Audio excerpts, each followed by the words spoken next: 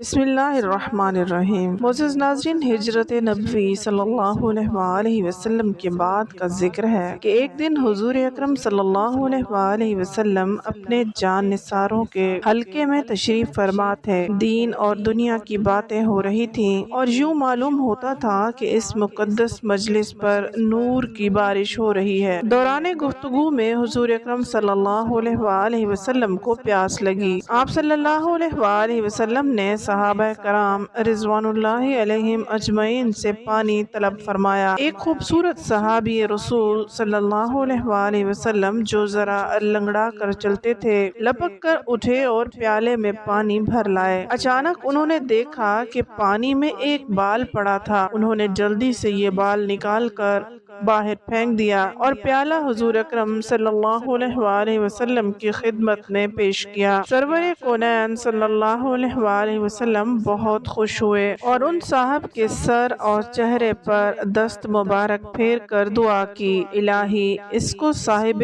جمال کر دے۔ نبی رحمت صلی اللہ علیہ وآلہ وسلم کی دعا کا یہ اثر ہوا کہ بڑھاپے میں بھی ان صاحب کے چہرے پر جوانی کی آب و تاب تھی اور 100 سال کی عمر تک ان کے سر اور داڑھی کے تمام بال سیاہ تھے۔ امام الانبیاء نبی رحمت صلی اللہ علیہ وآلہ وسلم سے صاحب جمال ہونے کی دعا پانے والے خوش بخت صاحب رسول حضرت عمر بن اخطب انصاری رضی اللہ تعالیٰ عنہ تھے۔ حضرت ابو زید عمر بن اخطب رضی اللہ تعالیٰ عنہ کا تعلق قبیلہ خزرج سے تھا۔ حضرت عمر بن اخطب رضی اللہ تعالیٰ عنہ کو ہجرت نبوی کے بعد قبول اسلام کی سعادت نصیب ہوئی اور اس کے ساتھ ہی ان کی زندگی میں حیرت انگیز انقلاب آ گیا۔ وہ ہر وقت اپنی جان راہ حق میں قربان کرنے کے لیے بےتاب رہتے تھے۔ مسند احمد بن حنبل میں ہے کہ انہوں نے عہد رسالت کے 13 غزوات میں شرکت کی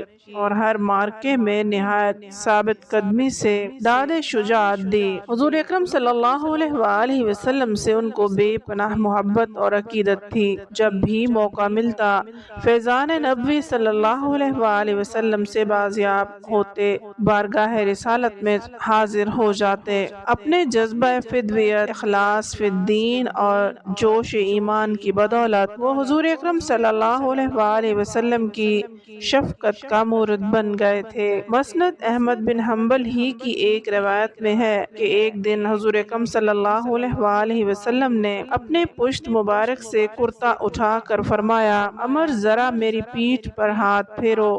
انہوں نے تعمیل ارشاد کی۔ ہاتھ پشت مبارک سے مہر نبوت پر پہنچا تو اس کو اچھی طرح دیکھ کر اپنی آنکھیں روشن کی۔ حضور اکرم صلی اللہ علیہ وآلہ وسلم کے وصال کے بعد چند سال مدینہ میں رہے۔ جب بصرہ آباد ہوا تو وہاں جا کر مستقل سکونت اختیار کر لی اور وہیں 120 سال کی عمر میں وفات پائی۔ اس وقت سر کے صرف چند بال سفید ہوئے تھے۔ وفات کے وقت ایک لڑکا اور ایک لڑکی موجود تھے۔ اللہ تعالیٰ کے ان پر بے شمار رحمتیں نازل ہوں، آمین۔